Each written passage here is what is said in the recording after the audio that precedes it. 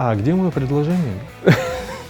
Я забыл, представляете? Мне нужны кадры, мне нужны, понимаете, мне нужен контент. Когда подчиненные плохо себя ведут, что делается? По политике компании нельзя. Ну, за 15 лет уже ни одной шуткой про Тенгиз на Тенгизе меня не удивить. Где работает? Не скажу. Давайте, следующий.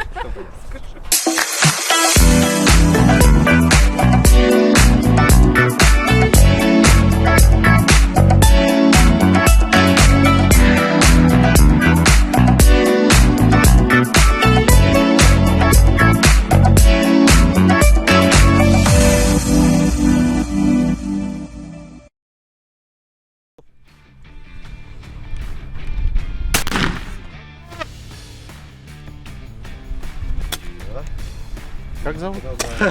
Как зовут? Тенгиз. Где работает? Не скажу. Давайте, следующий.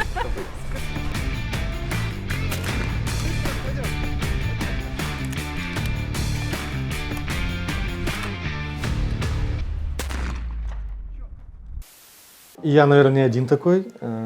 Устроившись в ТШО, мы думали, многие думали, да, сейчас там годик-два опыта наберемся, потом посмотрим, может быть, другие компании позовут. Но на самом деле работа так затянула, то есть идет постоянное развитие. Никогда не было такого, что нет никакого вызова. Всегда есть какой-то челлендж. То есть надо развиваться. И так затянуло, что я уже здесь 15 лет, и мне все нравится. Был такой случай, в головной офис звоню, представляюсь, говорю, здравствуйте, это Тенгиз, по такому-то вопросу. А мне говорят, да, хорошо, представьтесь, пожалуйста. Я говорю, это Тенгиз. Да мы поняли, что вы с Тенгиза звоните. Как вас зовут? Я говорю, да меня так и зовут, Тенгиз. В общем, люди очень сильно удивлялись в первые годы, потом привыкли. За 15 лет уже ни одной шуткой про Тенгиз на Тенгизе меня не удивить. Но если кто-то удивит, обещаю от себя подарок. Как-то раз к нам приехали на Тенгиз журналисты из журнала New York Times, и мы в процессе знакомства представлялись и говорили наше имя. После того, как Тенгиз представился, он сказал, что он Тенгиз, и его имя такое же, как месторождение, где мы работаем. И все начали смеяться. Я тоже решил пошутить и сказал, что меня зовут Атрау. Но, к сожалению, никто так не смеялся, как смеялись, когда это сказал Тенгиз. И это делает его уникальным человеком, потому что из многих ситуаций, из многих вещей он может сделать ситуацию смешной, расположить к себе людей, сделать обстановку менее, точнее, напряженной.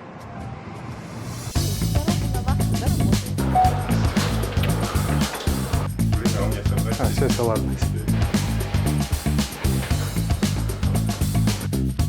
Вообще на работу я устроился в 2008 году, еще даже не получив и не защитив диплом, ТШО уже сделала предложение приехать на работу. Процесс наш подготовки был такой, что дают реальные проекты, есть ментор, наставник, есть опытные коллеги.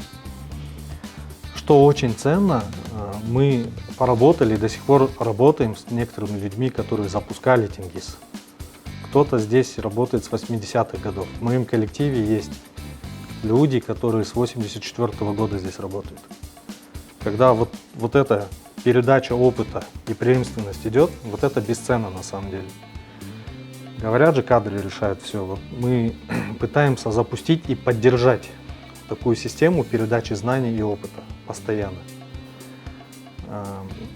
Нам повезло быть в первой волне, то есть впервые ТШО, прям с универа, без опыта работы, столько людей сюда взяли. Тенгиз әріптесіміз өте ашық адам. Ол жаңа заттарды үйренуге ашық қана қоймай, сонымен қатар өз алған тәжірибені, өз алған білімін айналасындағы достары, әріптестерімен әрқашан бөлісуге ашық, әрқашан дайын. Сол мысалдардың бірі осыдан 8 жыл бұрын екеуміз бірге бір оқуда болатынбыз. Сол оқуда жүрген кезде ол өзінің саласы, материалдарын тұтастығы, оларды жөндеу, дәнекерлеу, сынақтан өткізу туралы біздермен барлық әріптестерімізбен көп мағлұматпен бөліскен, көп қызықты оқиғалармен бөліскен болатын. Сол бір оқу маған бір әсерін тигізіп, инженер-механик мамандығы бойынша бір қызығушылық тудырған болатын.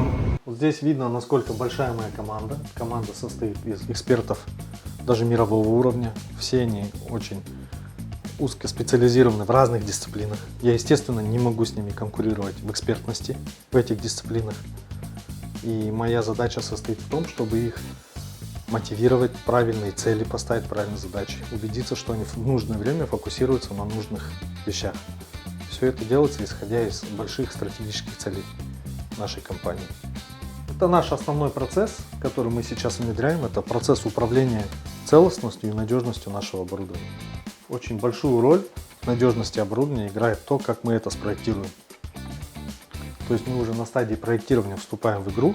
То есть при проектировании очень важно заложить параметры, которые потом не отзовутся большими затратами на содержание этого оборудования. То есть чтобы нам это было приемлемо содержать по надежности, мы стараемся в проектировании заложить свои требования. Дальше идет эксплуатация. По сути, то, как мы оперируем нашим оборудованием, как мы его обслуживаем, как часто, какими методами. Что, когда нужно сделать с этим оборудованием, чтобы оно не сломалось. Меня просили интересную историю про архив рассказать. Я вспоминаю, как мы, молодые специалисты, только после окончания университета могли после работы идти в спортзал, потом еще куда-то тусоваться. Поздно спать ложились, а утром нас в архив отправляют. А встаем мы в 4:30 утра. И чтобы в 6 утра быть в архиве, понятно, что никто не высыпается. А тут такая тишина, как библиотека. Очень сложно было не уснуть. Вы, наверное, много ловили, да, спящих тут? Инженеров. Вот так бывает. Инженера приезжают и вот тут ручками ищут проектную документацию, которую сделали в 80-х годах. Вот как раз документ, мой ровесник. Один из первых проектных документов месторождения Тенгиз 86 года.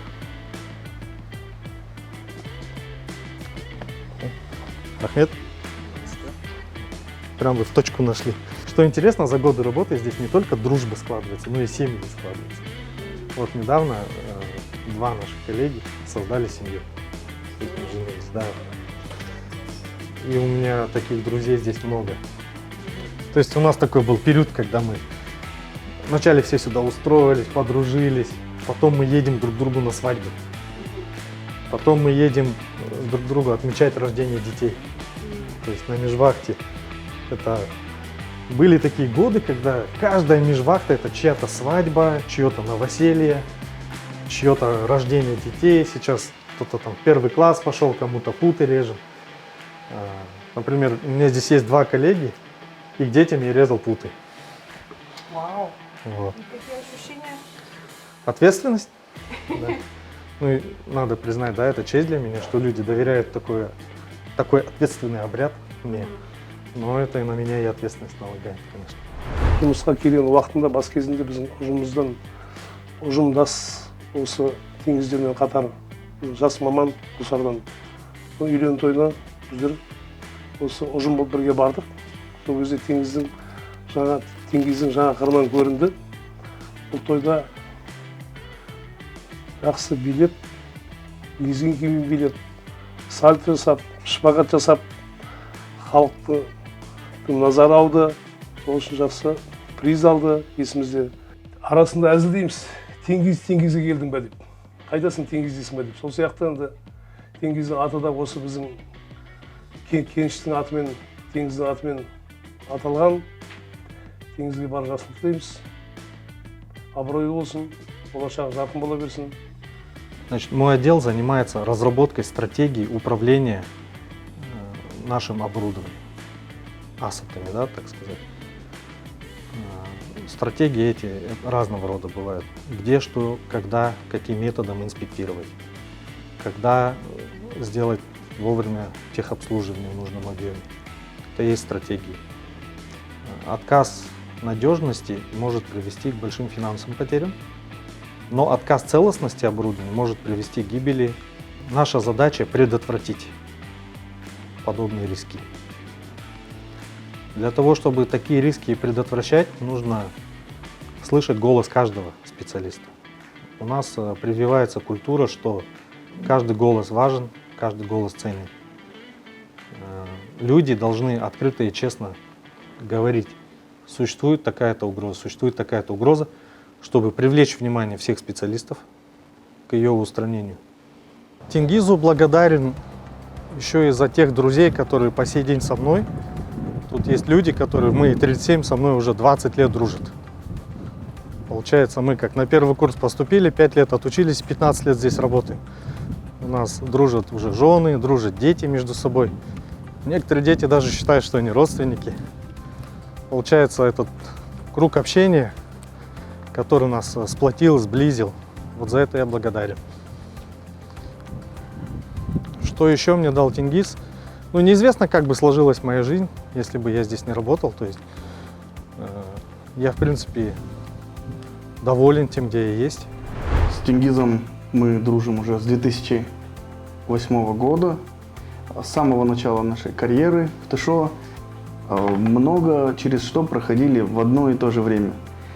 Так постепенно начала развиваться крепкая дружба. И со временем мы начали дружить и с семьями с Тенгизом. Тенгиз – это уверенный, состоявшийся натуральный лидер. Тенгиз, его отец и сын Жантимир, у них есть общая черта. Это люди с твердым характером, люди открытые, честные. И вот, знаете, если они дружат, то дружат до конца. Если вот любят, то любят всем сердцем. Вот он не терпит подлости и не позволяет себе ее. И вот таких людей учишься ценить, уважать. Если Тенгиз сам про себя не расскажет, то я скажу, что он активно занимается благотворительностью в своем краю, в моем городе Житикаре, поднимает область, организовывает спортивные мероприятия.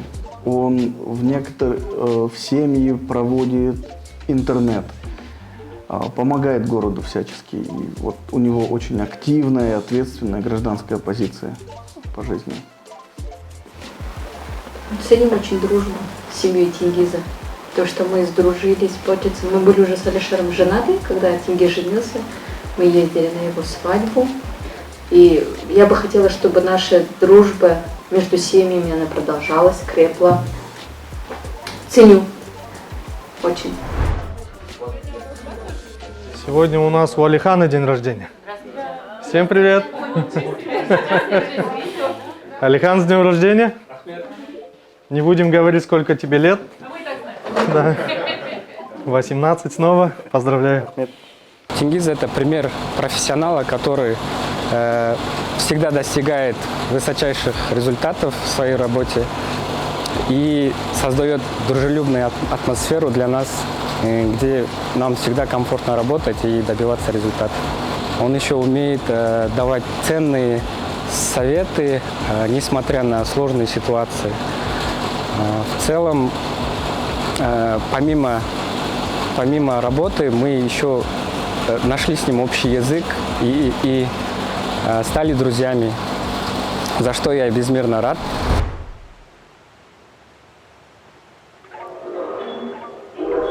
Правильно, что делаешь?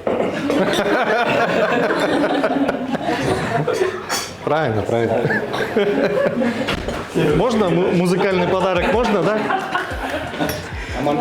Да, я людям рассказываю, что у нас есть не только технически подкованные люди, но они же могут быть и очень творческими, талантливыми. Если когда-то в Турции ходили на базарчиках и там видите брендовые вещи, спрашиваете, это оригинал, тебе обязательно ответят лучше, чем оригинал. Вот у нас есть Аманжол, который поет лучше, чем оригинал.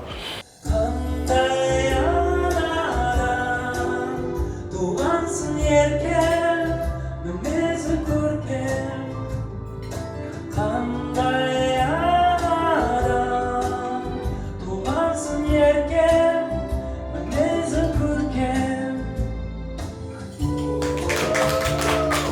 Тенгизбен танысқалы 10 жыл өтті. Ең алғашқы рет мен оны 2011-де кездестірдім. Танысып, бірақ ол кездерде әртүрлі отделдерде болғасын, ондай көп жұмыс жасап, бір-бірімізбен көп араласып көрген жоқпыз.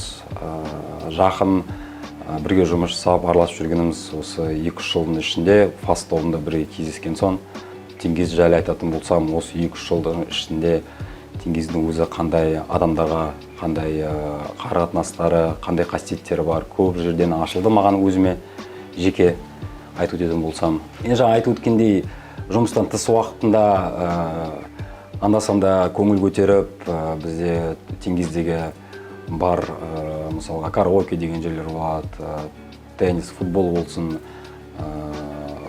сондай көңіл көтеретін жерлерге барып тұрамыз. Сондайдың бірі, мысалға, осы жақында караокеге барғанымызда мен ән айтқанымды ұнатып қалып, содан бері енді басқа адамдарды кездестірген сайын біреумен мені таныстырса егерде сол айтатын жаңағы жарнамасы бар да, рекламасы бар, Аманжол өлең жақсы айтады. Сол жаңағы бір айтатын фразасы бар, оригиналында жақсы айтады деген. Уже адамдармен кездескенде маған бір андай планка салып қояды да, жоғары планка. Осыны караокеге барғанда да көптеген адамдар шақырамыз, бірге отырамыз, тек өзіміз тобымызбыз, жалпы да басқа топтар болады, араласып жүрген адамдар болады бірге. Соны барғанда өзінің Тенгизін сұрайтын бір 2-3 өлең караоке өлеңі бар, сол 2-3 өлеңді сұрайды, айтып береміз, бәрі мәз, сондай қасиеті бар. Я во многом его прислушиваюсь, он меня слышит. Это человек, который может мотивировать, может дать дельные советы, впечатлить. И я понял, что у него есть природные бизнес-навыки, но это и вклад компании в него, где видно, что человек прошел много тренингов, имеет критическое мышление. Но при этом, я думаю, компании он отдал очень много, посвятил себя всего. Большую часть времени он действительно находится там, я за него рад. И это человек, который умеет быть семьянином, умеет быть другом, умеет быть хорошим сыном. Что, лежать и писать?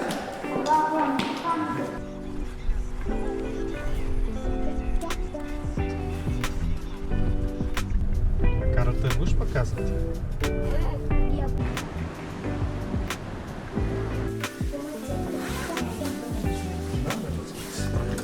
Можно? Ты покажи свое изобретение. Он вообще изобретать любит. Вон у него все игрушки это вот такие вещи. Это что такое? 7 лет. Когда мне было 7 лет только ружье собрал. Стреляет? Детский. Вау, какую прическу ты сделал, супер. Вообще не лохматая теперь кукла, да? Это как будто током ударили. Током ударили? Ну ты вообще кем хочешь стать, когда вырастешь? Нефтяником. А начала в армию пойти. Куда пойти? В армию. В армию хочешь пойти? Вот папа у тебя какой? Можешь назвать его 3 самых лучших качества? Для меня он самый добрый.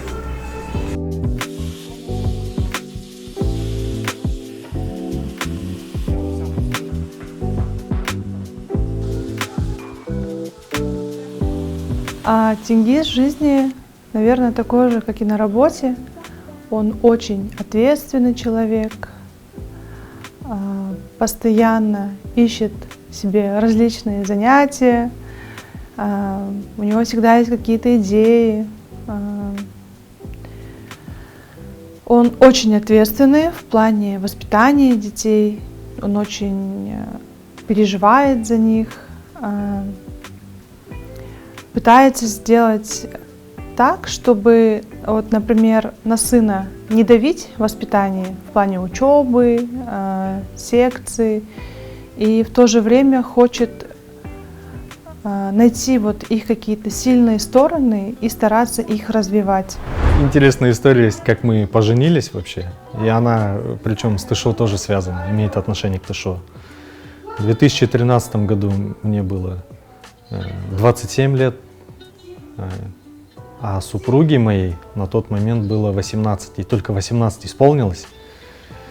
Мы не были женаты, естественно, мы дружили, у меня были серьезные планы на нее. И тут мне сообщают, что мне надо на 2 года ехать на assignment в Лондон, работать и жить там 2 года. Естественно, отдел кадров начинает все документы собирать, заполнять, я тоже бегу, куча бумаг, куча оформлений. И мне задают такой вопрос: ты женат? Потому что если ты женат, на супругу тоже надо визу оформлять, как положено все. Я так, опа.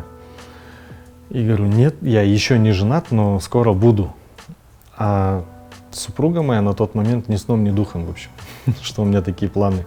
И, в общем, я приезжаю и говорю, слушай, там нам надо расписаться, в общем, как-то, я даже сам не понял, вот как-то со стороны все это донес.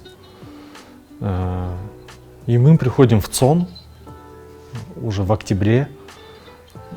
Нам говорят, заполните анкету, мы ее заполняем, ждите 15 минут, ждем, сидим, ждем.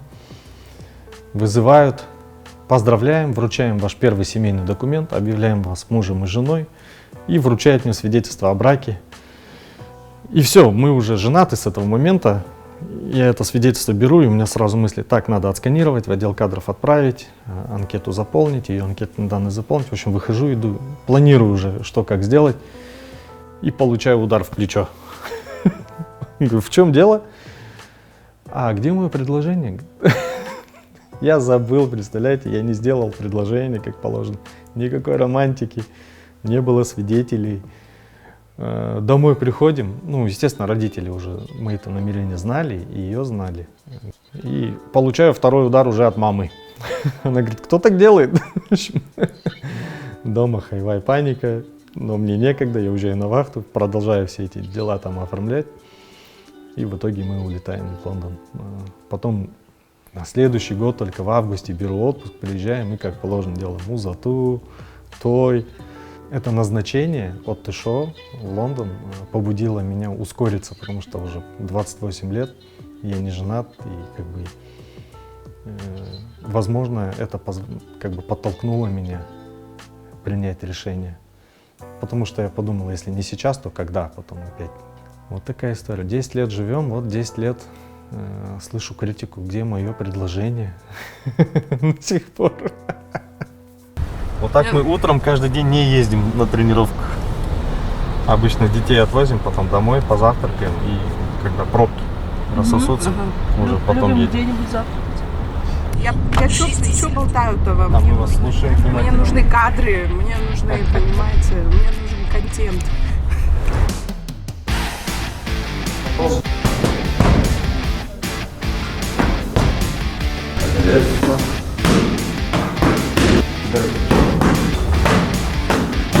Ваша супруга, когда подчиненные плохо себя ведут, что делается? По политике компании нельзя. А по собственной политике? Тоже. Карате это сейчас для души, для здоровья.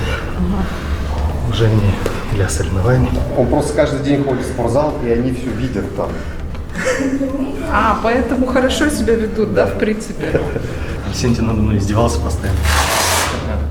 Я был чуть тяжелее, естественно, этот сенсей ко мне подходит и показывает какие-то приемы. Показывает, он их очень больно, он показывает, там пробил скады, лук, Да, это было прям... туда-сюда, и он в итоге меня завалит, там еще добьет.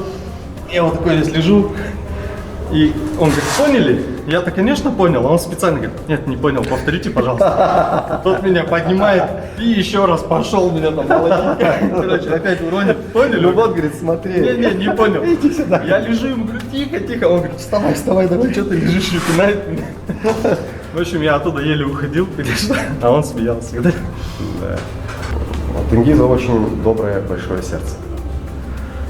Он занимается благотворительностью. Это не то, чтобы там плюсы ему какие-то накидать сейчас. Просто факт, который я знаю. Он, возможно, это не рассказывает никому. Он очень верный. Он никогда не предаст. Он всегда окажется, в трудную минуту он однозначно будет с тобой рядом. Но ведь, честно говорю, когда о нем говорю, всегда у меня такие эмоции. И когда мне было плохо, он всегда был рядом. Неважно, морально, материально, физически, он всегда рядом. Вот настоящий мужчина, настоящий товарищ, о котором можно говорить очень долго. У меня золотой круг общения на самом деле. Потому что ну, мы счастливчики, можно сказать. Мы находимся в таких условиях, когда вокруг тебя одни профессионалы. Я их могу назвать всех единомышленниками. И на вот этой волне у нас только профессиональное общение. А выходя с работы, мы идем и в спортзал вместе, и мы можем караоке попеть. То есть такие идеальные условия созданы, когда прям такая мощная коллаборация идет.